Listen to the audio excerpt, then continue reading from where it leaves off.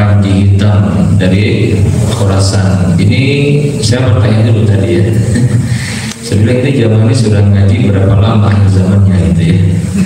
Saya salut hebat tema-temanya nih. Kenapa? Ini tema ini biasa disampaikan kalau saya pribadi ngisi itu pertemuan yang ke-10. Jadi harus ada dasar dulu pijakannya Pak. Saya khawatir kalau langsung tema itu nanti pulang-pulang bingung gitu kan. Ya tiba-tiba duduk isi saja bahaya gitu ya.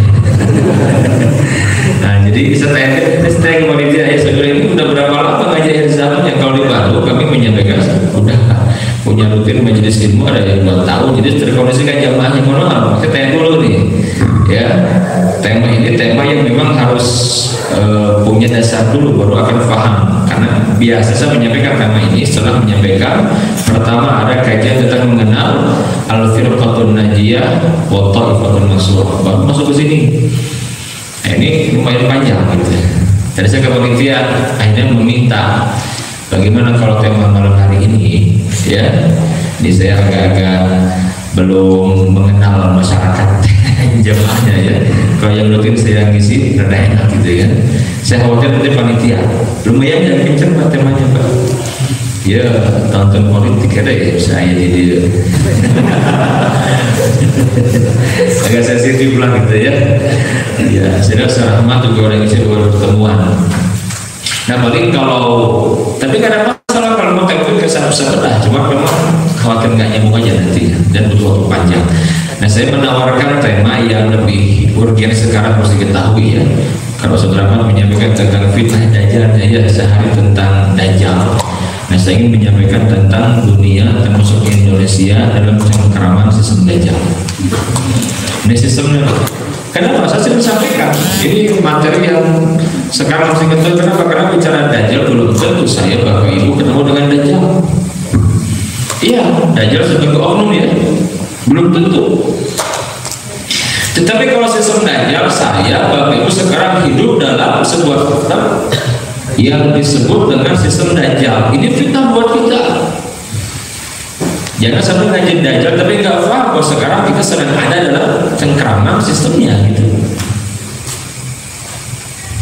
Nah sekarang tinggal pilih mau yang mana. Mau Panji Hitam gagal tetap atau mau sistem Dajjal? Jarang-jarang kan ngaji disuruh milih kan? Jarang-jarang. Saya mau materi tadi. Nah, masalah ini materi saya sudah mau semua materinya Pak. Kalau ngaji dengan saya akhir zaman dari awal sampai akhir 16 pertemuan. Nah kemarin saya pada di Australia, saya diundang saya berdakwah ke Melbourne. Ramadan kemarin pada bedah di sana. Ada di YouTube kajiannya dari awal sampai akhir. Dan nanti Ramadan di kabar baik yang mau nih di Eko Pesantren Darut Tauhid, saya akan membedah kita ensiklopedia di sana. Karangan Syekh Dr. Muhammad Ibn Ahmad Al-Nubailal. Kitab yang terkenal itu tebal sekali. Ya, kenapa? Karena saya sudah lama punya buku berbahasa Arabnya yang nulis ini ulama dari Palestina. Sudah lama saya mengkaji kitab itu. Nah nanti kalau sekarang ada terjemahan dan dipopulerkan ya. Nah jadi kalau ingin lebih dalam nanti ikutan itu fil ashri awakhir sambil itikaf. Nah, coba ikutan kita buka itu kitab kan macam varian sampai jamin semua ini dibaca tuh karena sogio kita apa pemacana sedangkan saya mau dikapitali sudah mulai beli ya. Terus saya ada bingung analogi orang yang sogio ya. Nah jadi kalau mau lebih jelas ikut daurah nanti ya. Jadi dari mulai tanggal 20 Ramadan sampai akhir dibedah itu saya langsung menyampaikannya dari awal sampai akhir, dari pengantar sampai akhir. Ustaz Rahmat punya majelis sendiri, Ustaz Zulkifli punya juga, Ustaz Ihsan Tanjung juga punya. Ini yang sering saya zaman. Saya pun juga punya beberapa slide 16 pertemuan. Karena udah sering sering disampaikan, jadi tinggal pilih saja. Nah paling yang sekarang ini kan ada saja nggak pas kita nggak bahas Panji Hitam ini jadi akan banyak bersinggungan dengan tema negeri Syam nantinya. Nah agak sensitif. Jadi kalau sudah bagus dasarnya sudah ngaji umum semua baru bahas itu enak. Ya jangan belum mengkaji sistem Dajjal langsung tema itu nanti kita akan kaget. Ya saya bicara begini kan sering saya sampaikan materi seperti ini. Baik hadirin sekalian, kita akan bahas sedikit nanti. Mudah-mudahan ke depan ya, kalau sudah nanti nyampe materi tentang Isa ibn Maryam sudah semua, dan kita baru bahas. Enak, ini nyambung gitu. Ini baru pertemuan kedua ketiga langsung panji hitam, ini lumayan gitu ya. Kalau saya pribadi begitu menyampaikan, tidak langsung ke sana. Ini yang lebih berbeda. Baik, saya akan bahas nanti juga. Saya akan menyampaikan tema ini. Ya. Kenapa? Karena ini adil dengan keseharian kita. Saya tidak ingin membahas akhir zaman terlalu awam-awam, sampai kita bingung juga ini gimana dalam keseharian kita. Jangan sampai kita nggak nyadar kalau sekarang kita sedang kena dalam fitnah itu gitu. Baik aja sekalian. Saya akan langsung fokus kepada dunia dalam cengkraman sistem Dajjal termasuk Indonesia. Kenapa? Karena ini memang fitnah yang tidak hanya menimpa mereka yang di Syam saja, itu semua, termasuk kita nih, termasuk saya yang tinggal di Bandung, antum semua juga paham fitnah ini ya, fitnah sistem Dajjal. Baik, saya akan sampaikan hadirin sekalian. Yang pertama mungkin kalau dibedah Rahmat tentang Dajjal sebagai oknum, yang berbicara tentang puncak fitnah akhir zaman, Khurujud Dajjal itu saya sering menyampaikan Dajjal itu ada 3 sisi. Yang pertama, Dajjal sebagai oknum, ini belum muncul dan akan muncul, hanya bisa jadi kita, saya bapak ibu sudah meninggal, dia belum muncul juga, bisa jadi begitu. Walaupun memang kalau mengkaji tanda-tandanya sudah jelas sekali kapannya Allah Ta'ala. Yang kedua, Dajjal sebagai sistem. Dajjal sebagai sistem. Apa maksudnya? Ini tatanan dunia baru saat ini yang disebut dengan New World Order atau Novus Ordo Seclorum, atau ya kami menyebutnya dengan ya tatanan dunia baru. Itu proyek global, jadi gerakan Illuminati yang dibelakangi orang-orang Yahudi. Nah, kita harus paham apa dampaknya buat kita. Ini yang paling penting. Yang cuma ngaji tapi kita nggak ngerti, kita ngaji akhir zaman, keseharian masih kita terjebak dengan fitnah-fitnah ini. Jangan seperti itu. Yang ketiga apa? Dajjal sebagai kekuatan gaib. Nah, saya punya kajian juga khusus membedah gerakan ini. Termasuk saya akan punya satu sesi membedah tokoh-tokoh yang direkrut oleh gerakan ini, termasuk dengan aneh tokoh-tokoh yang ada di negeri kita. Kalau kita paham, ngerti, kita nggak akan terlalu kaget ketika menyimak tokoh-tokoh ini punya statementnya arah,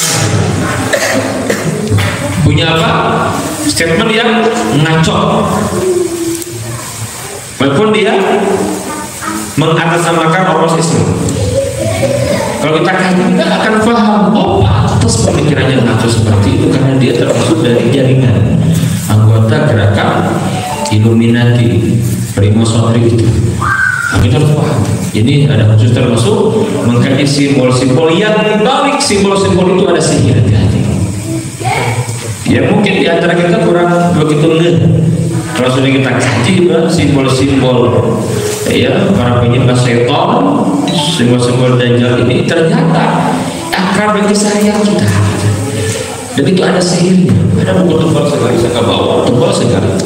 Dia mengungkap makna-makna di balik simbol-simbol Illuminati. Bintang itu dipopulerkan oleh kelompok-kelompok musik, para artis sinetron, para pemain bola. Iya, wah luar biasa. Kita akan terheran-heran. Nanti ada kejadian. Baik aja sekalian, saya akan sampaikan tentang dunia dalam cengkeraman sistem Dajjal termasuk Indonesia. Seperti apa? Baik, hadirin sekalian, saya sampaikan dengan menyampaikan hadis tentang perjalanan sejarah umat Islam sebagai umat akhir zaman. Ini harus antum hafalkan hadis ini kalau menjadi akhir zaman, biar nyambung, termasuk membahas tentang panji hitam itu di mana adanya nanti, di fase mana, itu penting sekali. Biar nggak itu pemahamannya. Kalau aku sudah mengkaji itu, saya khawatir nanti nggak butuh pemahaman. Ya, baik kita lihat hadirin sekalian di dalam hadis tentang ringkasan sejarah umat Islam, umat akhir zaman. Nabi yang mulia pernah meringkas, ya, bahwasanya sebagai umat akhir zaman, umat Islam akan menempuh 5 fase atau 5 babak. Bapak Ibu ingat, setiap fase, setiap babak itu bersendiri ya. Oke. Direkam. Duduk lagi. Gak apa-apa. Dan tadi bisa nyimak lagi ya. Kelihatan ya? Kelihatan ya? Akhirnya sekalian saya sampaikan. Yang pertama, umat Islam sebagai umat akhir zaman, ya, perjalanan sejarahnya diawali dengan apa? Dengan fase an-nubuwah. Berapa lama? Berapa lama? 23 tahun. Ya, ini fase terbaik, babak terbaik. Kenapa? Karena Nabi ada di tengah-tengah umat. Tapi ini ada expiration, ada masa berlakunya. Ini berlaku hanya 23 tahun. Ini khairul qurun, sebaik-baik generasi, sebaik-baik masa. Ini di sini. Oke, berikutnya kata Nabi yang mulia, "Tsumma takunu khilafah ala minhajin nubuwah." Setelah berlalu fase ini, maka akan datang fase kekhilafan di atas manhaj kenabian. Berapa lama? Berapa lama? 30 tahun. Angka 30 tahun ini Bapak Ibu, jadi sekarang itu Nabi yang menyebutkan. Ya, apa kata Nabi yang mulia? Al-khilafatu fi ummati 30 sanatan. Kekhilafahan di tengah-tengah umat itu berlangsung selama 30 tahun. Inilah fase di mana umat dipimpin oleh para pemimpin yang mereka tempat kembalinya adalah surga. Abu Bakar As-Siddiq, Umar bin Khattab, Utsman bin Affan, dan Ali bin Abi Thalib, maka digenapkan 30 tahun, 30 tahun. Ini pun berakhir, Pak. Kenapa? Karena tadi Nabi menyampaikan kalimatnya, "Tsumma yarfa'uha idza syaa an yarfa'ah." Kemudian akan kami angkat, kami akhiri fase ini ketika kami menghendakinya. Jadi fase ini pun ada expirednya. Kapan berakhirnya? Berakhirnya pada tahun 41 Hijriah. Ya, ketika Al Hasan bin Ali menyerahkan kekhilafahan kepada Muawiyah ibn Abi Sufyan. Maka kata fase yang ketiga apa namanya? Mulkan al-Dhon. Ya, apa itu? Fase di mana umat Islam dipimpin oleh raja-raja yang menggigit. Ya, nah saya di Masjid Al-Murabi, kalau antum pernah dengar Al-Murabi di Bandung, tahu ya, Jalan Sutami itu, coba lihat di YouTube-nya ada. Saya membedah dengan detail ini. Dari mulai fase-fase, karena maksud fase ini Mulkan al-Dhon. Kemarin saya sampaikan tentang sejarah berdirinya Daulah Bani Umayyah. Secara sekilas saja, karakteristiknya seperti apa, kekurangan kelebihannya, dan di masa ini apa sih yang ditaklukkan. Ini saya bedah di sini. Nanti bulan depan saya akan bahas tentang Islam masuk ke Spanyol di fase Daulah Bani Umayyah. Nanti Abbasiyah, Turki, Utsmaniyah. Kan kita paham, karena harus sekali. Kita bersyukur Nabi sudah memberikan hadis ini gitu. Masya Allah, enak sekali membacanya, Pak, benar. Kayak peta gitu loh. Nanti kalau udah paham hadis ini, ketika membaca apapun tanda-tanda kiamat, tandanya sama seperti puzzle. Tinggal dirapi aja. Kita nggak aneh, tidak aneh sama sekali. Munculnya gerakan LGBT di mana-mana tidak aneh. Ya, Yahudi menguasai Palestina nggak aneh. Dalam artian memang Nabi sudah menyampaikan semuanya. Termasuk kondisi Qur'an di Syam tidak aneh karena sudah dibuat oleh Nabi semuanya. Ini enaknya kalau kita akan dengan hadis sama seperti itu, gitu. Jelas itu. Oke, jadi sekalian. Kemudian ini berapa lama paling panjang? 13 tahun. 13 tahun. Ini di sini umat Islam dipimpin oleh 3 daulah besar yang menguasai sepertiga dunia. Yang pertama daulah Bani Umayyah, itu 90 tahun kurang lebih dia menguasai. Kemudian daulah Bani Abbasiyah, dan ada Turki Utsmani. Alhamdulillah saya sering membimbing jamaah umroh plus Turki dan jejak bumi para nabi, jadi sering ke tempat-tempat ini, ke Syam, ke Palestina, termasuk ke Turki. Jadi sedikit mengetahui medannya luar biasa.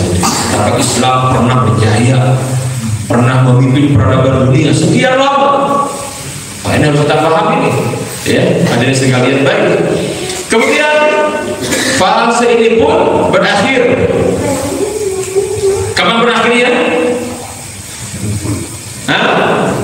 Ada yang tahu kapan berakhirnya? 1924. Nah, tanggal bulan? Masya Allah, tanggalnya? 3. Masya Allah. Anda boleh pulang dulu, Pak. Ini Anda boleh pulang. Biasa sekarang sering kelihatan sering ngaji ya, insya Allah. Baik. Kenapa di sini kita akan tahu bahwa ini berakhir pada tanggal 3 Maret tahun 1924. Ini formilnya, walaupun dari awal sudah kelihatan teroposnya. Ketika apa? Perhatikan.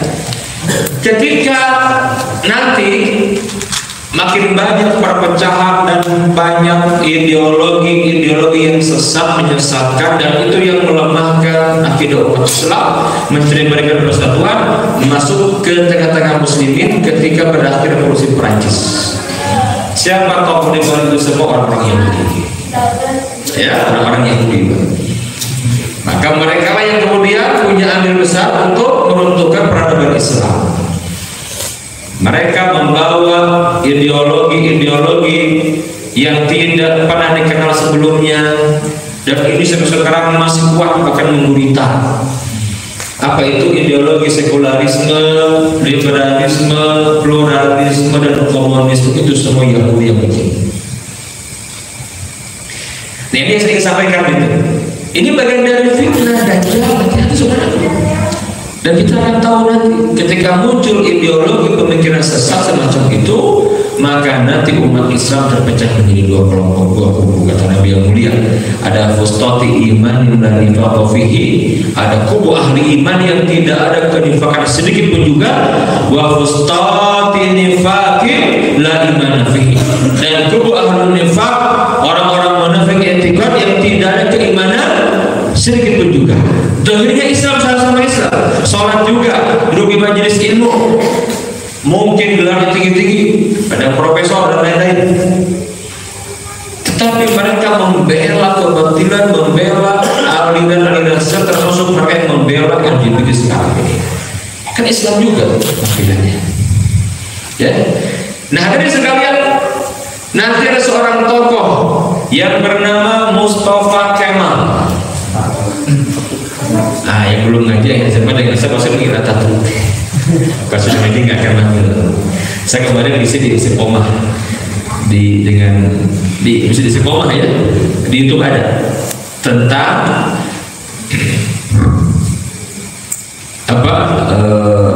bangkitnya Islam, itu apa kebangkitan Islam. Ada di Instagram. Saya sampaikan begini, jangan panggil Mustafa Kemal Atatürk. Apa bedanya? Apa sih arti Atatürk itu?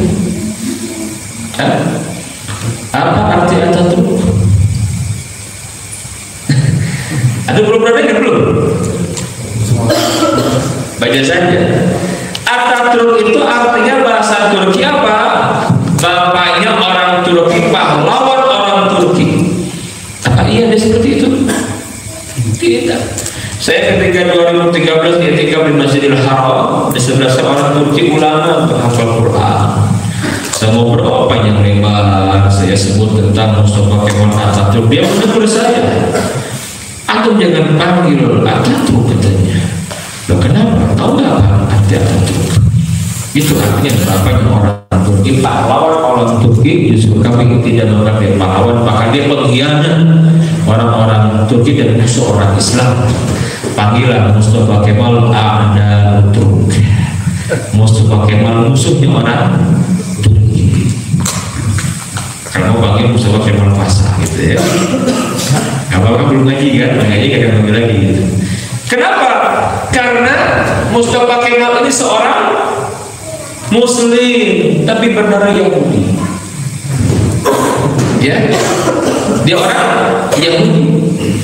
Nah, Mustafa Kemal ini hadirin sekalian, dari kecil dia belajar sama orang-orang Yahudi, the brainwash.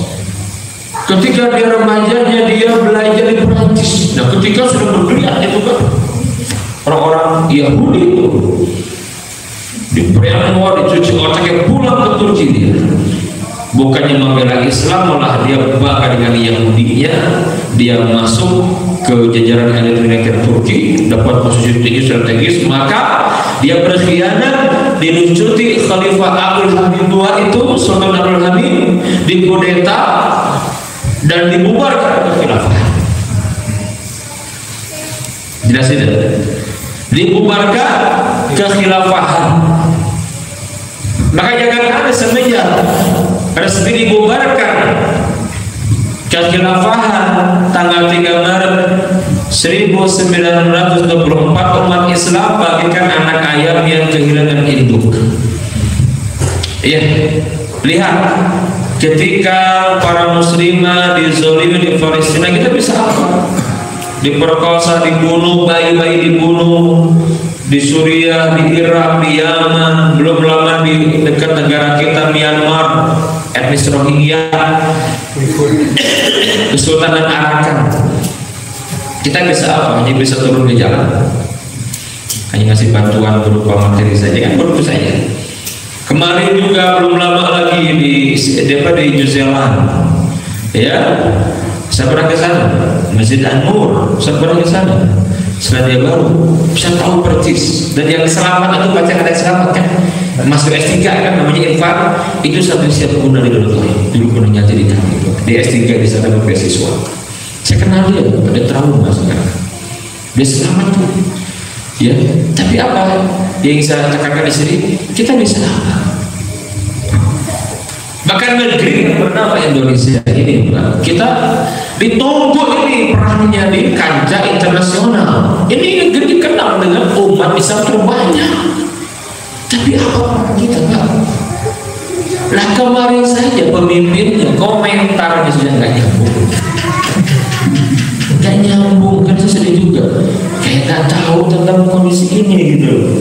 Untung ada Gubernur Jakarta itu. Ya, gubernur rasa presiden katanya ya.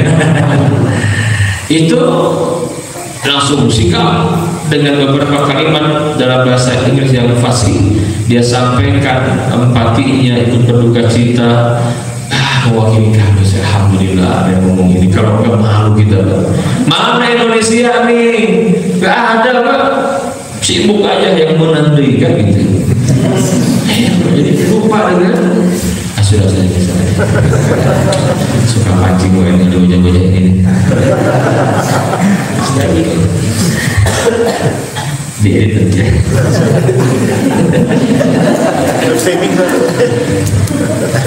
Sampai mana? Saya lupa lagi. Yang sedang diapa? Dahulu antum tahu tidak, ketika tegak ini hampir 13 abad setelah Allahu Akbar, gak ada yang berani kepada umat Islam bertindak semena-mena, nggak ada. Kezaliman pasti ada, tapi secara umum setiap pemimpin muslimin paham dengan tugasnya melindungi kaum muslimin. Saya berikan contoh di zaman Daulah Bani Abbasiyah, ada seorang muslimah diganggu di Amuriah, dilepaskan jilbabnya, ditahan, terdengar oleh khalifah yang ke-8 namanya Mu'tasim Billah. Dia seorang khalifah, dia secara pemikiran Mu'tazilah, menyimpang, tapi dia masih paham tugas sebagai seorang Amirul Mukminin, seorang khalifah. Dia ngerti sekali, Pak. Makanya ketika dapat kabar bahwa seorang muslim perintahan, dia berteriak, "Aina Mu'tasim? Ha ana muslimah mazlumah." Mana Mu'tasim? Aku seorang muslim yang terzalimi. Dia mendengar, dia langsung mengingatkan Kaisar Romawi itu, Kalau tidak kalian bebaskan muslimin itu akan kami kirimkan pasukan yang depannya berada di kota kalian Amuriah dan belakangnya di Suriah di Damaskus. Masya Allah. Ya, dan gak diindahkan, Pak. Dikirim pasukan yang banyak itu, maka perang terjadi. 3.000 pasukan Romawi mati, ya, dan 30.000 jadi tawanan perang. Mu'tasim segera menemui muslimah tadi, Pak. Apa kata Mu'tasim? Labbaika ya ukhti, aku penuh panggilan wasaniku. Sudah beres tugas. Seorang muslimah, jelas tidak? Begitu. Gak ada yang berani. Ketika menjelang kehancurannya, keruntuhannya daulah Turki Utsmani di Perancis, di mana-mana tempat akan ada penggelaran yang mana itu menghina Nabi Muhammad gitu. Seperti apa? Seperti teater seperti itu. Udah bikin acara nyebar kemana-mana. Sultan mendengar langsung sudah menyampaikan, hentikan acara itu. Kalau tidak bukan jihad kepada umat Islam sedunia. Enggak berani, kok mereka ruginya besar, tutup, enggak usah. Jelas tidak, Pak? Begitu. Dan sekarang ketika dibubarkan, Pak, enggak ada lagi. Ketika kita mendapatkan kabar muslimah dizalimi di mana-mana tempat, ini bisanya Allah. Jangan-jangan usaha kita ngalamin juga gitu kan, begitu ya? Iya, Pak, kan begitu ya sekarang kan. Ya. Nah, kembali. Jadi berakhir di sini. Nah, ketika berakhir di sini, yang mengakhiri itu Yahudi, bangsa Yahudi, otomatis masuk babak yang keempat, Mulkan Jabariyah. Maka beda sendiri logonya, ya betul tidak, Pak? Gambar apa nih? Pak PBB ini sama dengan kekhilafahan. Jadi itu khilafahnya orang-orang Yahudi dan Nasrani, PBB itu ya. Nah, ini ya sekarang yang ada dunia siapa? Mereka ini kan ini didirikan yang berada di balik berdirinya dulu tiga bangsa-bangsa. Ya, siapa? Yahudi, Pak. Ya, hadirin sekalian, kita tahu di dalam PBB ini ada dewan yang sangat menentukan sekali. Apa namanya? Dewan Keamanan PBB. Saya mau tanya, itu ada anggota permanen dan ada anggota non permanen. Yang permanen berapa negara? 5 negara. Apa saja? Amerika, Inggris, Spanyol, Cina. Ke Spanyol. Cina. Saya mau tanya, ada nggak negara Muslim? Ada nggak? Nggak ada, Pak. Ini yang namanya dirubah. Makanya kita mengeluhkan, berharap kepada mereka untuk turun tangan ketika banyak terjadi kezaliman di mana-mana yang menimpa umat Islam, mimpi di setan bolong. Justru target mereka menghabisi umat Islam. Jelas tidak? Ngayal namanya itu. Ya, kalau mereka ini, kalau bahasa saya ini khilafahnya orang-orang Yahudi dan Nasrani, Pak. Nah, hadirin sekalian, maka para pemimpin negeri-negeri Islam pun kebanyakannya mereka Mulkan Jabar itu apa? Pemimpin yang diktator, yang mereka ciri khas loyal kepada sang pemimpin peradaban bumi. Itu kebanyakannya, Pak. Ya, sekarang negeri-negeri muslimin tak terkecuali yang bernama Indonesia ini. Jadi ketika sekarang ada pemilu pilpres ini, jangan dikira begini sendiri, itu dipantau jelas gitu aja. Iya, dipantau oleh mereka, nggak bisa gitu kan. Nanti kalau yang naik mewakili kepentingan mereka, oh ini top hebat gitu. Tapi kalau nggak sesuai kemauan mereka, wah siap-siap. Tapi emang harus berani, harus berani ya. Nah, ini dia di sini nih, ya. Nah, maka ini sekalian, ketika ini runtuh beralih ke sini, yang meruntuhkan ini orang Yahudi dan Nasrani, maka otomatis sekarang kita berada di sini. Inilah peradaban Yahudi dan Nasrani. Jadi dengan kata lain, yang memimpin peradaban bumi saat ini orang-orang Yahudi dan orang-orang Nasrani. Jelas tidak? Nah sekarang saya mengajak kenali dulu ya karakter sifat sang pemimpin bumi saat ini, agar kita enggak terlalu aneh dan jangan banyak berharap ke sini. Jangan kepada Allah saya berharapnya, jangan. Pasti kita akan kecewa terus. Kita akan mendapatkan perlakuan yang tidak adil, betul tidak? Terus nambah sakit hati kita. Apalagi model pemimpin yang gak bisa bahasa Inggris, absen terus. Ya repot Pak, betul nggak? Negeri ini gimana ini? Ini negeri rata-rata, bukan di sini bukan. Dari mana gitu ya? Harusnya aktif dulu, itu pemimpin sebelumnya negeri rata-rata aktif sekali Pak. Punya power bahkan ditakuti. Jangan sampai masyarakatnya salah dipimpin oleh kambing gitu kan, repot gitu kan. Harusnya mengaum ini mengembeng gitu kan, ini repot. Ini di negeri kita merata ya, kita merata. Ya, nah, jadi repot kita. Jangan kalau begini kondisinya Pak. Tapi ingat, kita tidak akan pernah pesimis. Kita terus optimis, bahkan yakin dengan seyakin-yakinnya, karena di hadapan kita menanti kebangkitan Islam di akhir zaman dengan bahasa Nabi yang mulia, "Tsumma takunu khilafatan ala minhajin nubuwah," akan hadir kembali ke khilafahan di atas manhaj kenabian dengan bahasa dan kebangkitan Islam di akhir zaman. Itu pasti akan terjadi. Jadi berbicara tentang ya ashab Raya Asud, ya pasukan Panji Hitam itu, nanti di sini pembahasannya Pak, ya penalihan ke sini nih. Siapa mereka?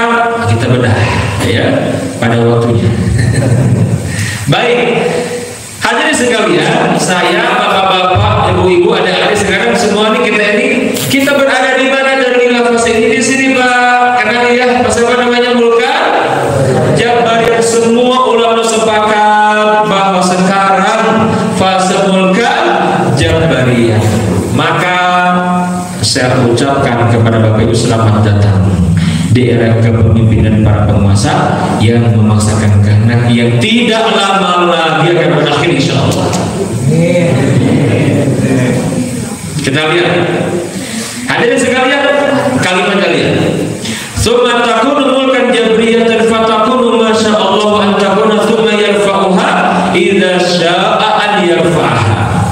Selanjutnya akan datang fase yang keempat, raja-raja para penguasa yang memaksakan kehendak untuk Jabariyah dalam beberapa masa yang telah Allah tentukan, dan nanti Allah akan akhiri ketika Allah menghendakinya berakhir. Dan tanda-tanda berakhirnya sudah nampak sekali. Tinggal kita nih, saya Bapak Ibu mau jadi penonton atau mau jadi pemain. Tinggal pilih saja. Ya, apa kita mau melahirkan generasi yang nanti akan menjadi pembangkang Allah, pembangkang hukum Allah, atau hanya sekedar menonton pecundang saja, atau kita melahirkan generasi pejuang. Tinggal pilih, betul tidak? Pilih di hadapan kita. Ya, hadirin sekalian, kita lihat.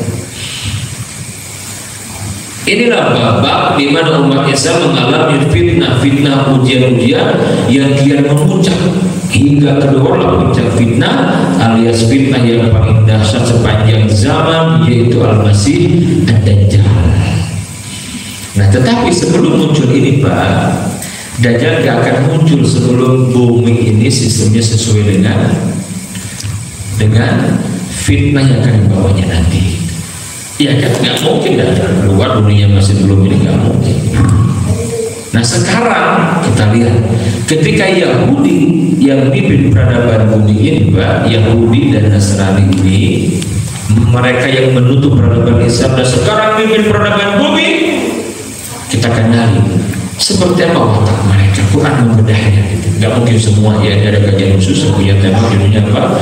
Membedah sejarah Yahudi dan watak huruf Yahudi dalam Al-Quran. Ya, tapi sedikit saya sampaikan untuk antum semua. Kita lihat seperti apa watak orang Yahudi. Di antara watak orang Yahudi yang dibedah di dalam Al-Quranul Karim, di antaranya mereka adalah suatu kaum yang disebutkan oleh Nabi yang mulia. Yang pertama, sangat keras permusuhannya kepada siapa? Kepada orang-orang yang beriman. Ya, sangat keras permusuhannya kepada orang beriman. Di mana dalilnya? Dalilnya surat Al-Maidah. Ayat berapa? Surat Al-Maidah ayat yang ke-82. Nah, itu bisa lihat ya. Al-Maidah 82. Faqala ta'ala la tajidanna asyaddan nasi adawatan lil ladzina amanu yahud. Nah, di sini la tajidanna, lam taukid nun taukid. La tajidanna, sungguh kamu akan dapati asyaddan nasi adawah, orang-orang yang paling keras permusuhannya, kebenciannya lil ladzina amanu, kepada orang-orang yang beriman. Siapa itu? Al-Yahud, orang-orang Yahudi. Ini Quran Pak, pasti bahkan kalimatnya kalau kita belajar bahasa Arab ada lam taukid dan nun taukid. La tajidanna masuk ke fi'il mudhari, apa artinya? Jangan menyisakan keraguan sedikit pun juga bahwa orang Yahudi sangat keras permusuhannya, sangat keras kebenciannya, berdasar sekali kepada kita, kepada siapa orang beriman. Kalau kepada orang Islam tak terlalu, Pak, karena orang Islam ada munafik, ya kan, ada munafik. Setiap mukmin pasti muslim, tidak semua muslim itu mukmin. Justru orang-orang munafik itu dimanfaatkan. Yahudi dalam sejarahnya kan begitu. Dulu saja di zaman Nabi, saya tanya, di zaman Nabi Khairul Qurun ada nggak orang-orang munafik? Ada tidak? Ada tidak orang munafik di zaman Nabi? Banyak atau sedikit? Banyak. Itu masa terbaik, zaman terbaik tak ada orang munafik, yang makin banyak. Mereka itu sholat di Masjid Nabawi, Nabi imamnya, kadang duduk di majelis ilmu Nabi, kadang-kadang mereka berangkat jihad, tetapi biasa kalau di medan perang pertengahan kabur mereka. Kalau mereka kabur ke Bosni, itu penyebab ketika perang Uhud mau perang, Pak, ada mau perang 300 balik ke Madinah. Kurang aja orang munafik itu. Kemudian perang, ya, ketika pulang dari Bani Mustalik, itu Aisyah difitnah, zina, disebarkan oleh orang-orang munafik, Pak. Nah, gitu sekalinya berangkat, kurang ajar aja bikin umat ricu, gembos, begitu orang munafik itu. Dan Quran membongkar. Sampai dalam Quran ada surat Al-Munafiqun, betul. Orang-orang munafik. Saya mau tanya, di mana tempat bermula orang-orang munafik? Kerak neraka, nah, mana dalilnya? An-Nisa 145. Innal munafiqin, sebenarnya orang-orang munafik itu fidarkil asfali minan nar, di kerak neraka terdalam. Karena mereka itu orang kafir hakikatnya, bahkan lebih berbahaya daripada orang-orang kafir. Orang kafir jelas, orang munafik ini dia bikin repot Nabi, Pak. Hati-hati gitu. Nah, orang yang seperti ini dimanfaatkan sama orang Yahudi dari dulu sampai sekarang. Nah, Yahudi kan mereka tahu gak akan masuk lebih dalam ke kita. Nah, kalau ada orang yang dimanfaatin, mereka yang diambil disuruh kaca-kaca orang Islam sendiri gitu dari dulu itu. Faham tidak di sini? Jelas ya? Ada orang-orang yang mereka undang, kasih beasiswa, di brainwash, kasih dana terbesar, tugasnya apa? Acak-acak aja untuk umat Islam dengan banyaknya pemikiran yang ide-ide yang kontraproduktif gitu ya. Kita aneh kok ada tokoh yang senang itu bikin sensasi aja gitu kan? Mesti kalau menyampaikan sesuatu terjadi apa, jadi pro kontra gitu loh. Ya kan? Ada yang begitu tuh. Jangan aneh. Yang seperti itu kawannya Yahudi. Tapi orang mukmin yang kuat imannya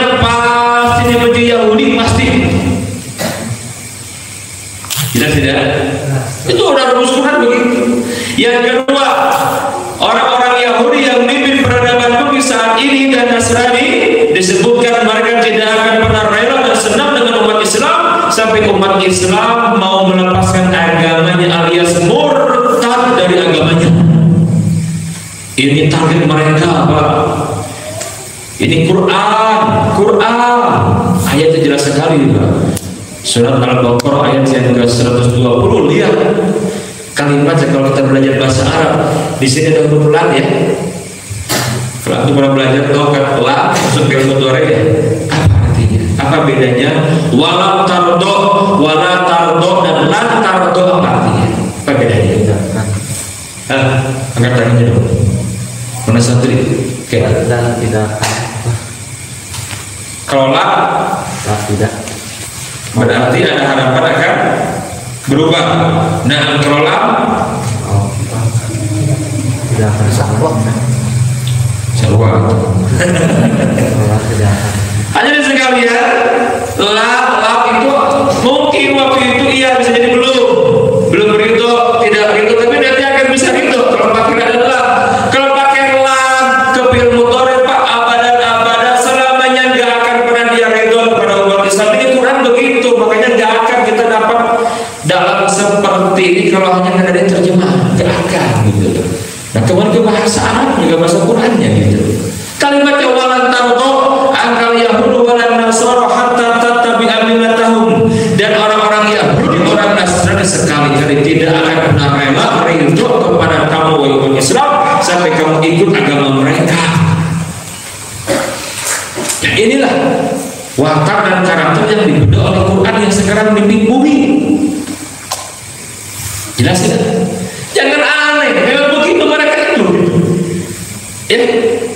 Jadi patut curiga kalau mereka tiba-tiba berbaikan dengan ngasih beasiswa, berangkat ke sana, di brainwash, cuci otaknya, kasih duit yang banyak, pulang. Mengerikan sekali itu.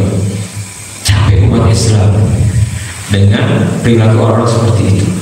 Gerakan sekularisme, liberalisme, pluralisme, komunisme. Lihat umat Islam dibuat capek, bahkan banyak, makin Islam mungkin terkikis, makin lemah akidahnya ya makin banyak juga begitu. Dan kabar buruknya sekarang masuk ke kampus-kampus Islam. Nah, saya bicara begini, saya kuliah di sana. Ngalamin mendapatkan sarjana, saya ketemu sama dosen yang begitu. Kerjaan saya dapat tiap hari, menjelang ujian stop debatnya. Kalau enggak mau nunggu situ ya. Sudah ujian dapat lagi, menjelang sidang berhenti lagi. Masalahnya ya begitu saja gitu, ngeri sekali, Pak. Jelas itu. Nah, maka orang-orang Yahudi, orang-orang Nasrani, mereka tahu kalau umat Islam kembali kepada agamanya, Pak, terutama mereka melek politik dan ada ruh jihad, sudah mereka itu khawatir dan takut. Maka mereka tidak mau umat Islam bangkit lagi, gak mau tegak lagi yang namanya kekhilafahan atau tegak peradaban Islam, gak mau mereka.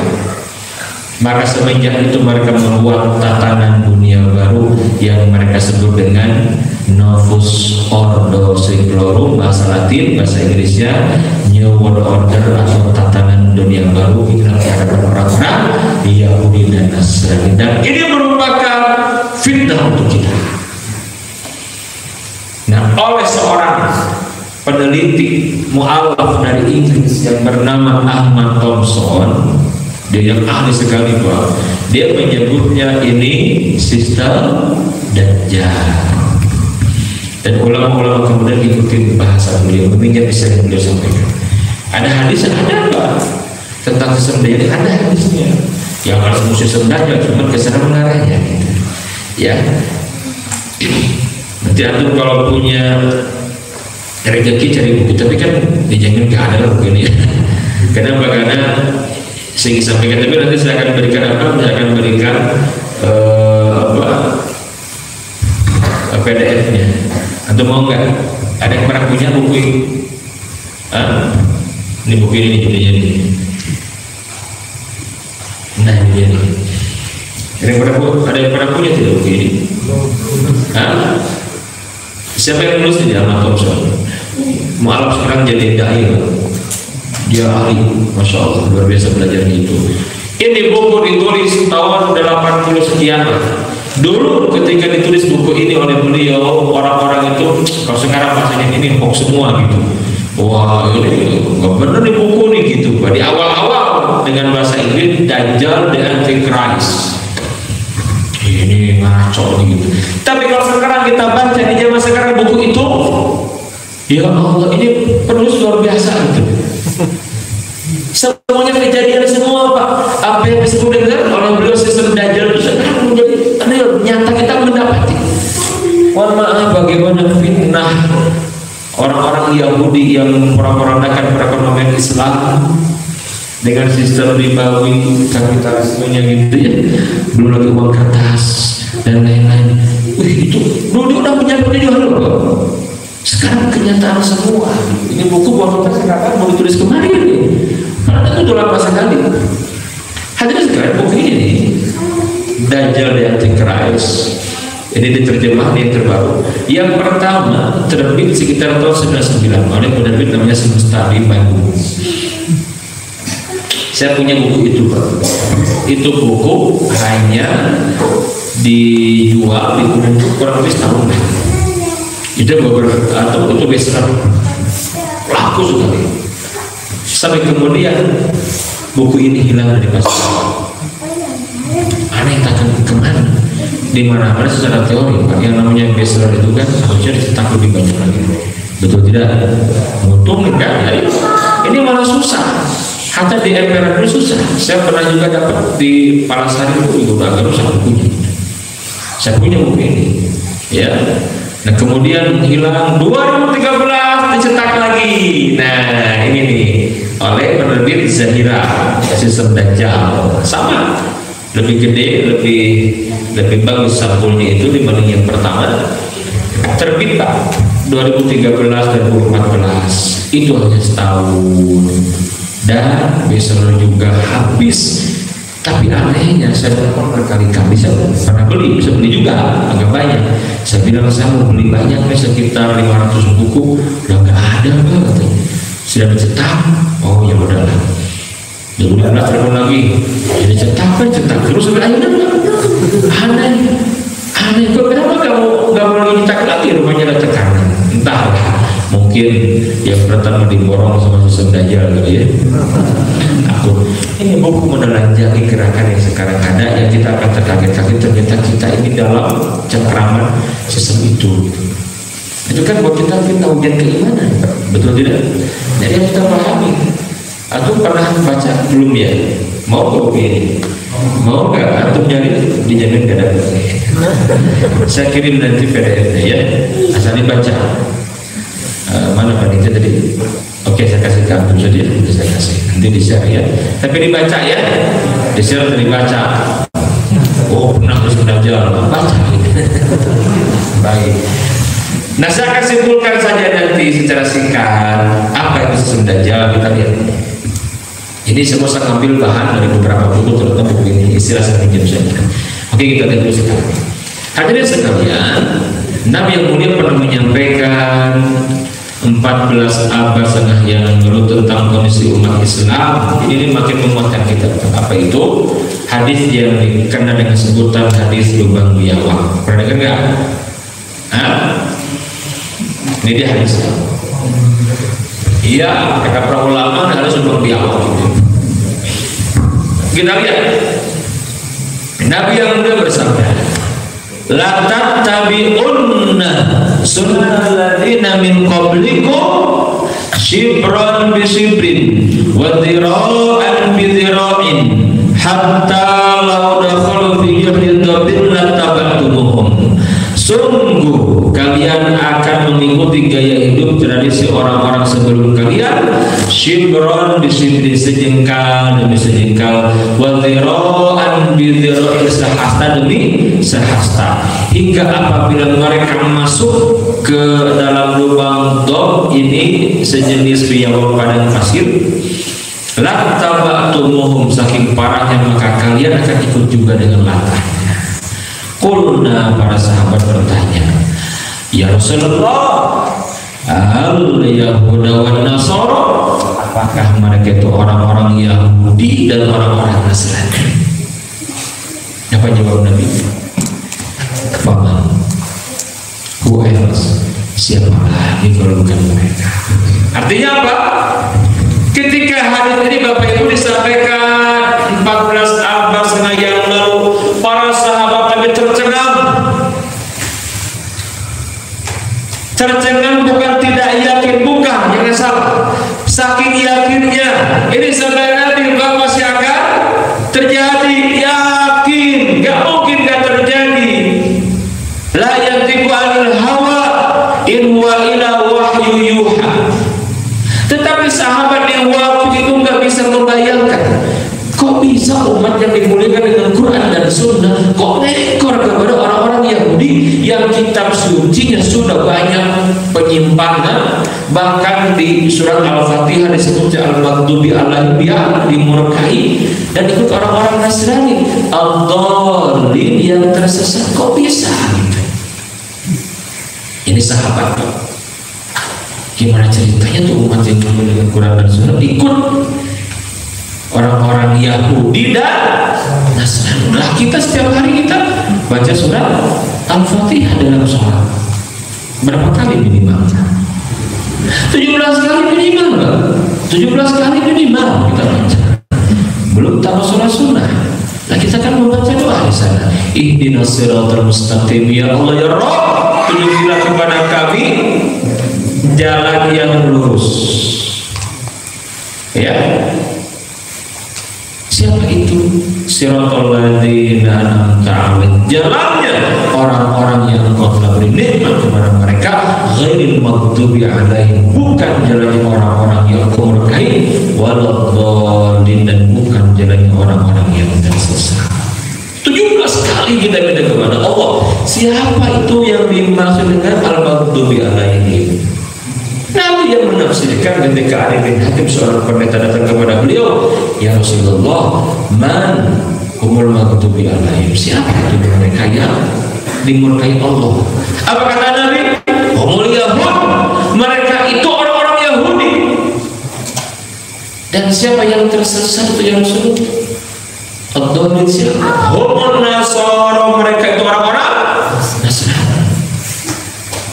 Bapak Ibu bayangkan 14 abad setengah yang lalu sahabat tercengang, bukan tidak yakin, saking yakinnya, cuman nggak bisa membayangkan. Lah kita sekarang Bapak Ibu bukan cuma yakin itu, tidak, bukan cuma yakin dengan kebenaran sahabat Nabi yang mulia ini, tapi kita dengan mudah sekarang bisa menyaksikan betapa banyak orang-orang Islam yang mengikuti jalan orang-orang Yahudi dan Nasrani. Betul tidak?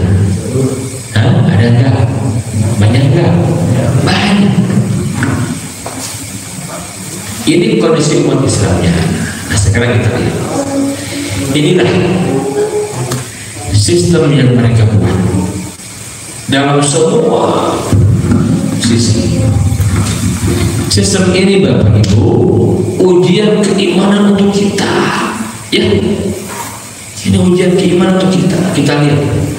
Yang pertama, mereka mengacak-acak secara ideologi, politik, ekonomi, sosial, budaya, hiburan, militer, hukum, pendidikan, olahraga, keluarga, informasi, ibadah ritual, medis, farmasi, makanan, pertanian, dan peternakan. Oh, yang berapa ini? Baik, kerasa ya, turunnya tiluja misalnya itu. Baik, sebenarnya berapa ya? Oke, lagi ya. Kata saya sampai jam 1 ya katanya. Siap nggak? Ibu siap? Saya nggak siap. Baik, kita lihat yang pertama ideologi. Secara ideologi, bagaimana mereka menyebarkan paham, pemikiran sekularisme, pluralisme, liberalisme, komunisme. Ingat, ini semua sangat bertentangan dengan akidah Islam. Saya sampaikan ya, di babak ini nih, ciri umat Islam itu ya diacak-acak sama Yahudi ini Pak. 5. Ini penting kita pahami ya. Dan silakan direnungkan kira-kira benar tidak sekarang ini terjadi ini semua gitu. Yang pertama, umat Islam di fase ini Pak, karena Yahudi yang memimpin dan Nasrani yang kita tahu mereka benci kepada kita. Yang pertama, umat Islam didangkalkan akidahnya. Yang kedua, dipecah belah persatuannya, berantem. Yang ketiga, dilemahkan ekonominya. Yang keempat, dijauhkan, dibodohkan dari agamanya. Yang kelima, dimatikan ruh jihadnya. Ini fase ini. Saya mau tanya, kelima hal tadi terjadi tidak? Lihat kalau umat Islam bicara hanya sholat saja, gitu ya, baca Quran saja, buku itu nggak akan dibanggakan. Tapi kalau umat Islam sudah mulai melek di masjid bicara ekonomi, awasi. Bicara politik, habisi. Bicara jihad, teroris. Apa lagi? Nah, jelas ya. Nah, ini munculnya ideologi ini Bapak Ibu sekalian. Nabi menyebutnya di hadis yang lain dengan fitnah duhaimah. Pernah dengar nggak fitnah duhaimah?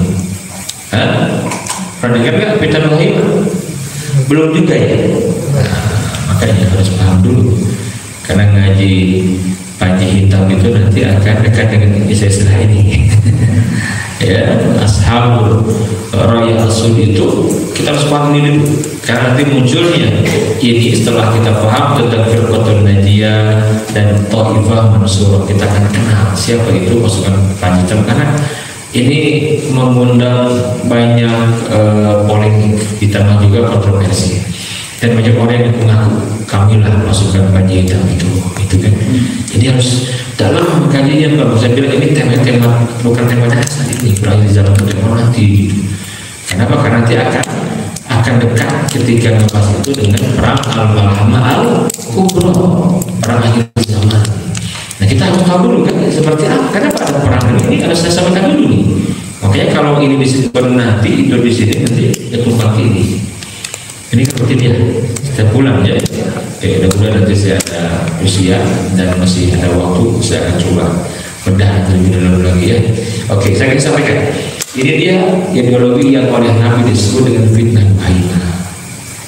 Fitnah duhaimah ini Pak, fitnah yang dekat sekali kepada munculnya al-mas'ud. Jelas tidak? Dajjal sebagai oknum itu kan akan muncul. Tanda-tandanya jelas.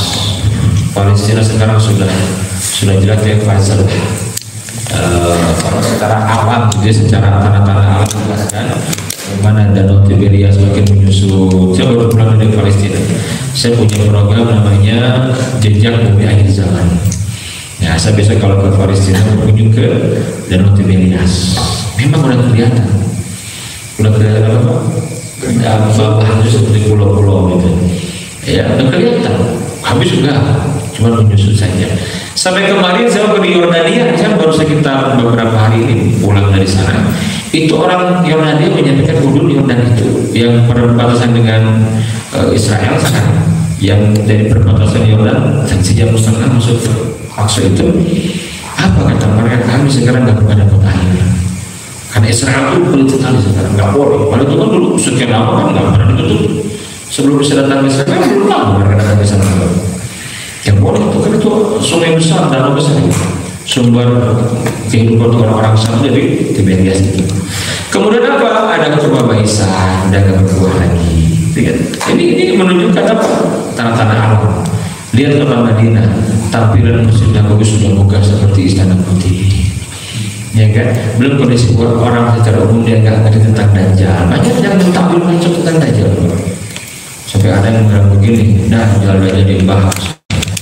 Dan punya gitu maksudnya. Ini orang saking kuatnya gitu. Kalau kita bicara itu nggak nyambung, mungkin atau misalnya nggak banyak ini yang ngaji, betul tidak? Nah di luar sana, coba apakah nyambung atau bahas itu?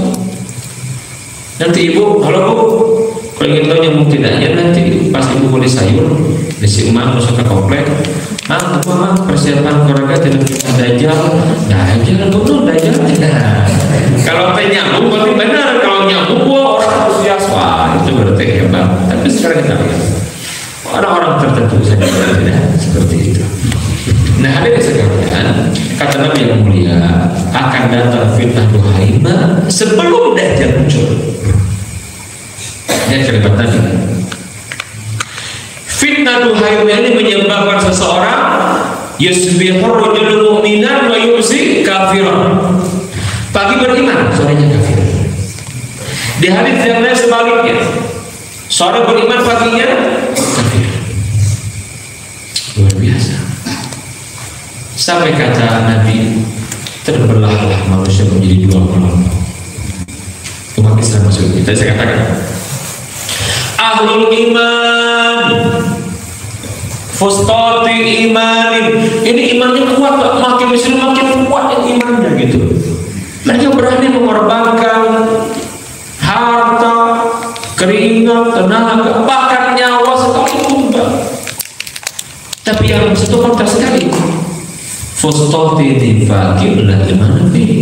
Jadi ahlul nifaknya tidak ada iman dalam hidup mereka. Apa itu kata para ulama? Fitnah duhaim. Jadi fitnah ke-8 kan, itu fitnah munculnya ideologi semacam ini. Semenjak turunnya kekhilafan Turki. Jelas tidak? Jempol tangan umat itu masuk benar. Ya, kata Nabi di hadis itu, kalau sudah seperti itu kondisinya, fantazilud dajjal min yaumin aw min ghadin, tinggal tunggu itu Dajjal akan keluar hari itu atau besoknya. Dia bahasa Nabi menunjukkan saking dekatnya. Nah, saya tanya sekarang, apakah ada umat Israel yang mengusung pemikiran sekularisme, pluralisme, liberalisme, dan komunisme? Ada tidak? Ada tidak? Nanti munculnya itu seperti LGBT ini karena di sini awalnya. Jadi dari 4 ini nanti mengakar ini berakibat muncul aliran sesat. Jelas tidak, Bu? Nah, ini dulu kita hati-hati. Secara politik, praktek politik Machiavelli, tahu apa artinya? Ya, apa artinya? Tujuan menghalalkan segala cara. Islam juga begitu, Pak. Ya, dan demokrasi hanya disebutkan demokrasi bukan dari Islam. Jelas, Pak. Adapun sekarang kita real negeri kita sistemnya demokrasi itu beda lagi. Tapi umat Islam harus meyakini Islam punya tatanan sendiri, punya sistem sendiri. Politik Islam itulah khilafah, Pak. Jangan mudah terpancing oleh musuh-musuh Islam yang menyampaikan kalau sudah bicara khilafah ujungnya apa? ISIS. Coba kayak kita Islam ada ini pemerintahan Islam, tapi kita sekarang jangan mengawang-awang karena di bumi kita di Indonesia Islam masih seperti ini. Ya, makanya saya setuju kembalikan untuk demokrasi yang terpimpin, bukan demokrasi liberal sekarang. Makin kawan-kawan betul tidak rentan dijadikan alat untuk menjajah negeri kita. Begitu. Ya. Ekonomi kapitalis riba miliar. Kita tahu bagaimana rusaknya ekonomi kita karena ini nih kapitalisme dan riba. Kita punya ekonomi Islam. Anehnya orang-orang Eropa sekarang sudah mulai mengkaji sistem ekonomi syariah. Bukan karena beriman kepada Nabi, bukan karena dia pelajari sistemnya. Ini hebat sistemnya. Ini hebat gimana, Pak? 13 abad lebih itu menjadi penyangga peradaban Islam. Nah, sekarang yang menerapkan ekonomi kapitalisme ribawi hancur. Tinggal nunggu saja seperti itu. Jelas tidak? Umat Islam sekarang banyak jadi korban, begitu. Sosial individualisme hubungan produsen konsumen. Sekarang juga orang tuh kalau berkawan itu, kalau sama lo apa untungnya buat gue gitu. Sama orang Islam, dia mikirnya apa? Saya kalau sama kamu, sementara apa nih buat saya manfaatnya? Yang dimaksud manfaat di sini apa Bapak Ibu sekalian? Dunia, apa? Gak mau kalau masalah kita kalau nggak ada dunia, ngapain? juga sama kita kalau nggak ada untungnya begitu. Lihat dengan sistem, dengan segala macam sudah mengarah ke sana. Kemudian ada lagi budaya hiburan, hedonisme, nafsu sebagai ilah. Coba deh saya belajar ke sekarang, mendengar hiburan itu yang terbayang kalau lihat hiburan rata-rata kamu ngeras pikiran kita, Victor pikiran kotor yang kepikiran itu zina segala macam syahwat, tidak? Enggak pernah terjadi. Dulu ada hiburan, tetapi hiburan yang mengarahkan kepada Allah, zikir kepada Allah. Begitu. Kemudian ya, ini waktunya panitia ini terus saya jadi baiklah, singkat saja ya. Saya akan langsung meloncat lihat ke pendidikan olahraga salah sampai sini nih. Ke keluarga ada apa di keluarga nih? Liberalisasi wanita berseker pada talak. Dirusak keluarga ini, dirusak, diacak-acak lewat acara-acara tontonan yang mereka sediakan yang akan jadi tuntunan. Lihatlah acara-acara sinetron sekarang. Sinetron apa sih yang dibahas sinetron sekarang? Pacaran apalagi? Negara itu unggul Pak. Itu kan oleh orang-orang awam jadi apa? Jadi itu tidak betul, tidak diikuti semua Pak. Sekarang lihat ketika ya Allah, gadget makin mudah, YouTube di mana-mana sekarang. Lu sendiri sekali banyak para pemuda-pemuda orang-orang Islam yang gayanya itu sendiri sekali Pak. Ada yang ketemu orang satu badannya tahu semua Pak. Kamu betul-betul pas kalimat tadi ayat tadi dia kata cepat singkat dia yang gigir tadi mata depan dengan gigir nah liwat Pak. Ini maaf baru buka dari tahlilan untuk perang jauh sama juga.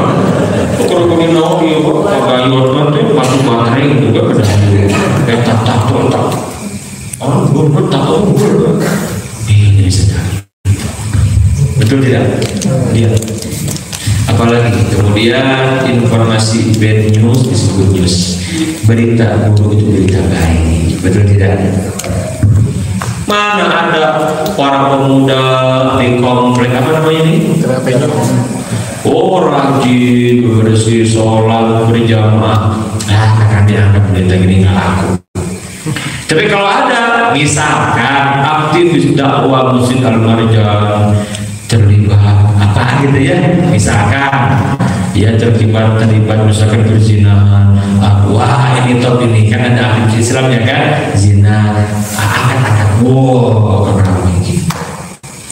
Itu media seperti jangan karena mereka itu punya mereka semua. Jadi kalau yang begini bagi kita dikepung oleh semua itu luar biasa. Lah ini namanya fitnah untuk kita. Sebagai penutup, terang ini yang begini setengah aja. Ini jadi yang tegang panitia bukan saya yang tegang ini. Tenang saja. Ini saya akan sampaikan sebagai penutup ya. Kita lihat bahwa Nabi yang mulia pernah menyampaikan ini dia nih. Nah, ini yang dalil tentang sistem Dajjal ya. Jadi Zukirat Dajjal inda Rasulullah, ini penutup. Dajjal disebut-sebut di dekat Rasulullah. Lalu beliau bersabda, kata beliau, sungguh fitnah sebagian dari kalian, Nabi aku takutkan dari fitnahnya Dajjal. Lihat kalimat yang saya garis bawahi, walan yanjuwa ahadun minna qablaha ila najam minha, dan tiada seseorang yang selamat dari rangkaian fitnah tersebut, fitnah sebelum muncul Dajjal, melainkan dia akan selamat menghadapi fitnah berikutnya. Jadi kalau dia hidup di satu dunia dalam genggaman sistem Dajjal termasuk Indonesia ini, dia tetap imannya kokoh Pak, kuat imannya, tidak runtuh, tidak lalu imannya, tidak rusak, tidak meleleh. Misalkan dia ditakdirkan umurnya panjang dan ketemu dengan Dajjal sebagai oknum, dia akan kuat, akan selamat. Tapi kalau dengan ada pimpinan sistem yang seperti ini udah imannya meleleh, imannya nggak kuat, bingung, bahkan dia ikut kelompok batil, Dajjal muncul. kita. Jadi ibarat gunung itu puncak itu Dajjal Allah itu. Ini tebing-tebingnya gitu. Karena kalau kita bisa menaklukkan tebing yang ini nggak gimana masalah ke atas. Itu sebetulnya perumpamannya. Dia terakhir kalimatnya wa ma sami'at fitnatum mundu kanat dunya saghir wa la kabir ila fitnatin. Dan tidak ada fitnah yang dibuat sejak adanya dunia ini baik kecil ataupun besar kecuali untuk menyambut sang puncak fitnah yaitu khurujul masih Dajjal. Jelas tidak? Jadi saya mengajar pahami belum tentu kita nyampe usia ketika Dajjal sebagai orang belum tentu. Tapi ingat sekarang kita sudah masuk dalam suatu masa di mana dunia dalam cengkraman sistem Dajjal. Semuanya online dengan si Dajjal itu nanti. Karena dia kan puncak kegelapan, puncak kezaliman. Nah sekarang kan nggak ke sana dunia ini. Jadi sekalian, maka saya mau siapkan konten iman ya. Ini tujuan iman. Jangan engkau punya iman tapi iman ini bermasalah. Kenapa? Karena syarat mutlak mengenali fitnah yaitu iman itu. Kalau iman kita lemah, nggak benar, nggak paham al-wala wal-bara, nggak paham la ilaha illallah dengan benar, repot kita. Kita pasti akan terombang-ambing terus. Tapi kalau imannya apa imannya kuat, makin kuat dia, makin kuat imannya dia makin paham mana fitnah-fitnah yang bagian dari fitnah Dajjal itu. Allah misalnya sekalian, ingat ini akan runtuh semua ya. Fitnah sistem akan runtuh dan fitnah Dajjal akan kalah. Sekarang dunia sedang mengarah ke sana.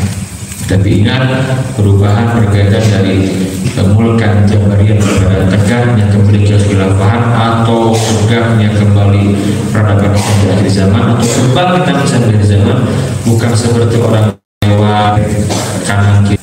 Sudah ternyata begitu akan ada perang besar nanti. Sudah terus seperti itu, siap atau tidak, suka atau tidak mengarah ke sana.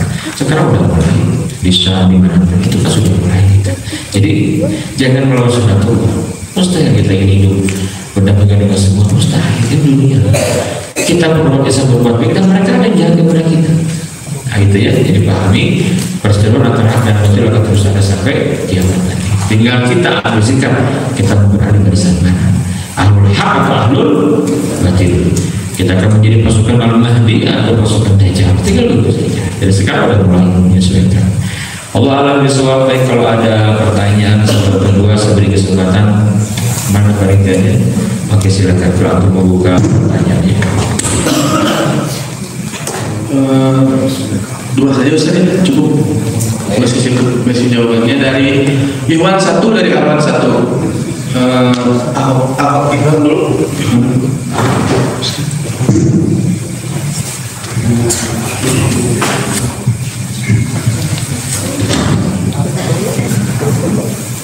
Bismillahirrahmanirrahim. Assalamualaikum warahmatullahi wabarakatuh. Saya dari ingin bertanya Ustaz, kalau keempat zaman yang disebutkan di awal tadi, apakah itu dalilnya derajat dalilnya apa? Yang mana itu?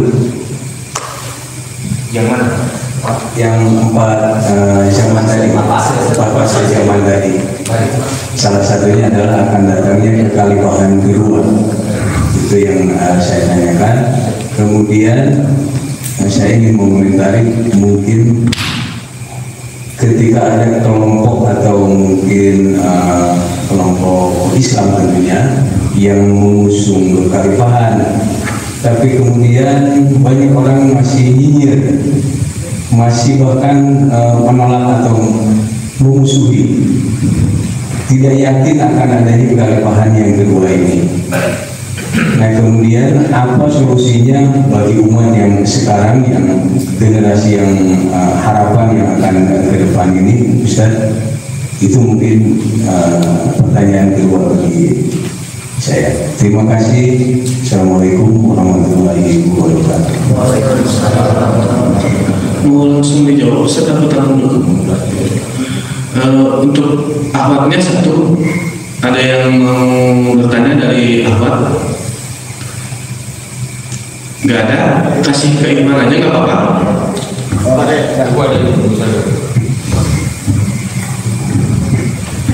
Ini kan saya dijelaskan ya Pak Ustaz. Assalamualaikum warahmatullahi wabarakatuh. Waalaikumsalam warahmatullahi wabarakatuh. Jadi kan dijelaskan ada beberapa fitnah ya, kayak apa salah satunya kesehatan. Itu yang bikin galau ibu-ibu ya Pak ya. Ada imunisasi apa tentang imunisasi. Saya tuh sering baca dan sering dengar katanya imunisasi itu salah satu program Yahudi gitu ya untuk menghentikan generasi Islam gitu ya. Benar atau tidak? Karena galau sekali gitu Mas. Terima kasih. Assalamualaikum warahmatullahi wabarakatuh. Waalaikumsalam. Jawab dari Iman dulu. Bismillah. Baik. Yang pertama tentang hadis, namanya hadis periodisasi umat Islam. Ini hadis kita kembali ke arus ini. Tadi saya paham ada yang bertanya. Kalau di kita mohon maaf di Indonesia itu yang melemahkan itu mohon maaf sebagai mereka Persis. Saya tegas menyampaikan saya pernah dialog sama mereka. Ya, saya kembali ini saya ingin membahas khusus itu ya duduk dengan mereka sejam 2 jam kita bedah gitu kan. Karena ditulis di sosial media ini diketawakan sama dia semua. Saya kan sudah nggak usah gitu. Orang sedang semangat kesana ini nggak apa. Karena ulama al-waris dunia apa yang bicara ini Pak? Mohon maaf ya. Kita bicara tentang mustalah hadis. Ayo kita bedah tapi nggak cukup waktu. Intinya apa? Hadis ini Pak. Hanya 2 ulama besar dunia ahlul hadis mengenai hadis ini. Yang pertama Syekh Al-Albani. Siapa tidak kenal Al-Albani? Al-Albani menilai hadis tentang hadis ini saya sampaikan ini cuman kalau mau dikaji mau nggak cukup waktu tapi singkat tulis saja. Nanti kita kalau mau kita kaji khusus ya. Ini hadis derajatnya apa? Al-Albani menyebutkan hadis ini derajatnya hasan sahih. Saya membaca di internet di tulisan kawan-kawan dari Persis dengan tidak mengenai sahabat keilmuan mereka, tetapi ada hal-hal yang saya bilang ini enggak pas gitu. Oke, ketemu kita saya bertemu, saya bilang saya juga bisa di Persis juga sama saya bilang, tapi kita jangan berarti dengan kelompok bisa paham Pak, disebutkan ini hadis punya lemah dan segala macam. Jangan cuma bilang lemah tapi alasannya enggak ini dong saya bilang. Orang semua orang bisa ngomong begitu. Aku juga bisa nanti tulisin hadis lemah, enak aja bilang hadis lemah. Itu siapa yang punya kompeten bilang itu lemah? Al-hadis dong yang bicara begitu. Kembali buku hadis yang induk itu Pak. Al-Albani yang dari ilmuannya menyampaikan hasan sahih. Syekh Suhaib Al-Arnau Mahmud Syakir dari Syam Ahlul Hadis menilai hadisnya sahih. Ini singkat saya dulu. Nanti kalau mereka begitu nggak jelas umat Islam kemana ujungnya Pak? Kalau nggak yakin ini nggak jelas coba rincu nanti pemahamannya Pak. Nggak ada kekhilafan yang kedua kayak orang-orang ilmu sebagi juga begitu. Nggak ada kekhilafan rincu pemahamannya gitu. Jangan gara-gara kita nggak masuk akal logika ditentang siapa kita. Hadis yang sudah sangat lama dipopulerkan umat Islam. Hanya sekarang memang yang saya bilang hadis ini seakan-akan kelompok yang tidak khilafah namanya Hizbut Tahrir, dikit-dikit doa ini Hizbut Tahrir. Bukan, saya bilang bukan itu. Kita umat Islam. Siapa orang Hizbut Tahrir? Bukan, kita umat Islam yang yakin ada kebangsaan Islam dan sama. Jelas sudah. Makanya saya bilang harus ada memang forum khusus bedah. Ini hadis dengan sembarang kalau dibilang lemah, harusnya nggak kuat. Kalau tidak lemah, terus sampaikan alasannya apa, maksud di mana gitu loh. Kita bedah nanti sama-sama. Saya udah menyiapkan semua diagram menjadi hadisnya dari mana sih gitu. Bisa kita bongkar, kita ilmunya. Dan kita kembali kalau buat orang yang punya ilmu mustalah hadis, paham tentang tadi buku para rawi itu, haji buku itu kita sama-sama buka. Tapi kalau nggak paham itu ulama hadis. Orang awam ya, pembaca argumennya banyak juga di artikel di Google ini banyak cari aja sementara ini gitu. Baik yang melemahkan hadis ini sama yang menilainya sahih hasan sahih baca sih. Jadi kembali saya paham benar di lapangan ada begitu. Kalau dari kita secara ormas itu ya persis yang mereka melemahkan hadis ini. Hadirnya kehilafan kembali itu mereka yang melemahkan dengan segala macam teorinya gitu ya. Yang apa mereka? Soal kawan-kawan saja, tapi saya punya argumen yang kuat daripada ulama hadis. Bukan tempatnya untuk mengatakan ya, karena terbatas waktu. Kalau ada kesempatan kita khusus kita pada bab itu. Yang kedua dari tentang orang yang mikir. Ya tadi efeknya Pak. Hadirin sekalian jangan aneh, jangan heran. Dari dulu juga sudah banyak orang-orang yang nyinyir dengan senantiasa bukan hal baru. Jangankan kita orang Nabi aja yang membuat salahnya dibully habis-habisan. Sekarang dibully Nabi itu betul tidak? Sampai sekarang masih ada orang yang membully Nabi itu, membuat cerita sopan kepada Nabi ada kan? Ada. Kalau sekedar sampai apa itu biasa. Kenapa? Karena mereka sangat takut sekali. Aneh umat Islam yang gak yakin dengan segala macam alasan. Terus tadi juga nanti ada yang ekstrim juga. Nggak ada Isa nggak akan turun, nggak mati. Kalau sudah begitu nggak usah bahas akhir zaman. Saya bilang kita nggak usah ditolak semua tuh. Kenapa Pak? Nolak semua ini karena berkaitan. Nolak nggak akan Isa turun, Isa udah wafat, ada juga dari versi begitu. Saya sampaikan pada belakang yang menolak hadis itu pada motorin goncang sanadnya gitu. Lagi-lagi saya bilang sampaikan hadirin sekalian, saya sampaikan menolak Isa akan turun berarti kita menolak Dajjal juga yang belum. Dajjal siapa nanti? Menolak Dajjal, nolak juga Al-Mahdi hadir, nolak Dajjal juga ditolak semua, udah biasa gitu. Buat ada akhir zaman nggak akan. Makanya kalau mereka bahas akhir zaman juga, ngapain bahas akhir zaman kalau cuma setengah sepotong gitu, nggak utuh gitu, kemana ujungnya nggak jelas, nggak bisa. Kalau kita untuk pemahamannya Pak, buku itu ada bukunya nggak yang tebal itu? Nanti kalau ada, bawa sini. Itu buku ditulis oleh ulama ahlul hadis, disertasi doktor. Ini buku luar biasa, ini buku bagus sekali. Ada seorang ustaz di Bandung, dia sering gegabah menyampaikan di sebuah radio terkenal, terkenal ini Pak, tentang Al-Mahdi. Saya datangi dia, saya kasih buku disertasi Pak, dari dosen saya dulu, Dr. Muslim Abdul Karim, dia baca di berubah sekarang. Karena boleh jadi saya tanya, antum ilmunya apa? Saya bilang, kuliah komunikasi, enggak ada, itu enggak paham. Yang nulis ini dokter di bidang tafsir, di bidang hadis dari Jami'atul Imam Riyadh, dari Madinah, dari Al-Azhar, tidak semua ilmiah banget di sini baca gitu loh. Itu maksudnya Pak ya. Dengan kata lain saya bilang, jadi jangan langsung dengan semangat baca ini, wah ini benar kan begitu. Super ya, ini akan dibenarkan oleh kami insya Allah. Nah jadi hadirin sekalian, para ulama ahlul hadis menyampaikan argumen. Tinggal kita kalau bapak punya keilmuan masalah hadis, baca saja. Kedua, argumen ini sudah perfect. Silakan baca. Mana yang kuat? Oh, ketemu di sini nih yang berbeda menilai. Ya, nah ini akan lanjut sih perbahasa. Sekitar begitu ya. Jangan terprovokasi oleh tadi gerakan yang melemahkan semangat umat Islam sudah menambah.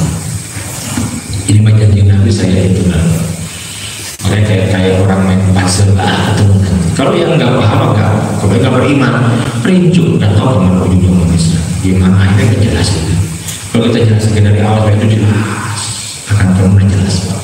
Makin isi makin muncul, makin menjadi nyata, makin kuatlah iman kita. Saya khawatir orang yang seperti itu nanti bukan ikut Al-Mahdi nanti kan. Mahdi yang pertama kali menolak itu, nauzubillah. Iya. Nah, yang terakhir tadi tentang sistem Dajjal masuk ke dunia medis kesehatan. Bagus sekalian. Jadi ya upaya mereka untuk merusak generasi ini luar biasa. Benar. Saya bicara begini, ada seorang dokter saya di sini Melbourne kemarin dulu. Ada seorang jamaah yang dia telah beroperasi darah. Sudah kalau di kemo. Orang kalau sudah divonis kanker dan kemo itu jarang selamat. Kata ini dokter ahli, dia itu udah ngaji, dia paham bagaimana banyak hal-hal yang tadi lah penuh konspirasi di dunia itu, paham benar. Saya sekarang kan saya mencoba sekarang kata beliau. Iya, bahkan beliau sekarang banyak meluruskan tentang hal yang memang di dunia sekarang kedokteran. Nah termasuk waktu tadi imunisasi, ya hati-hati. Anak saya nggak ada satu pun yang diimunisasi, alhamdulillah sehat. Yang paling top itu apa Bu?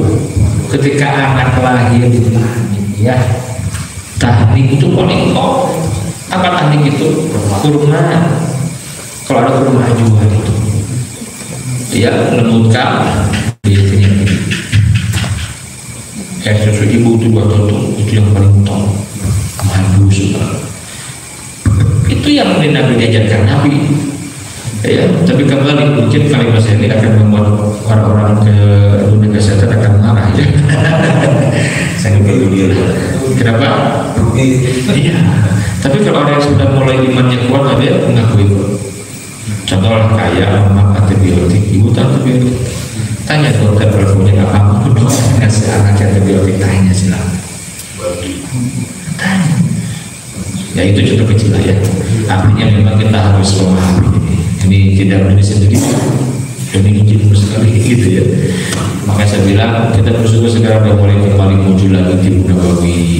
Tapi juga sing profesional begitu, Tibu Nabawi membawa Tibu Nabawi tapi tidak profesional, jadi orang kayak ragu gitu kan. Gitu saya obatnya segala campur kita hitam gitu kan, segala campur sana kan, asik profesional gitu kan. Nah itu penting sekali juga tantangan buat kedokteran Islam. Tapi hal-hal yang seperti itu kita sepedai benar.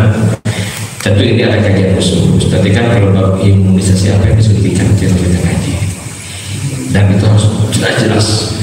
Karena kan nanti ada yang apa sekarang ada kan, yang baru kata herbal sekarang. Tapi kita lihat seperti apa yang ini ada apa dengan ini kita. Saya rasa kalau ibu mau dengar, ada saya lihat itu berada sekali ceramahnya Ustaz Al-Tanjung di YouTube ada. Oh itu dibedah semua benar itu. Itu memang benar, tapi saya orang kayak saya masih belum ada keberaniannya. Jadi baru tahu kalau bicara dia berarti depan umum itu saya harus nyiapin mental dulu ya.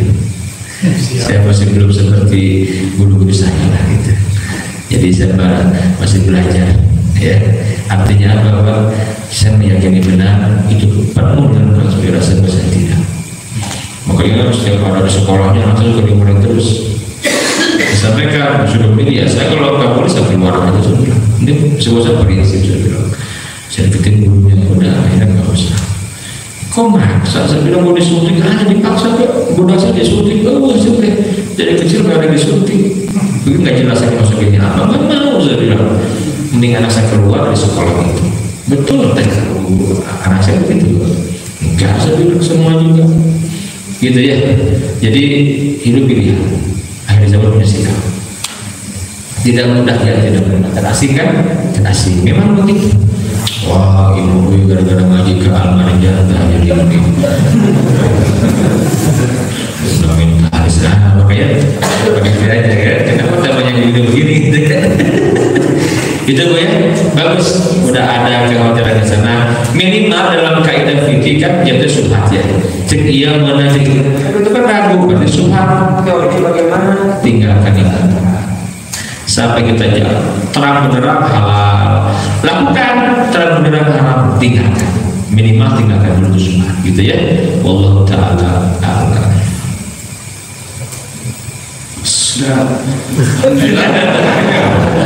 Sudah selesai rangkaian acara untuk pengajian hari ini.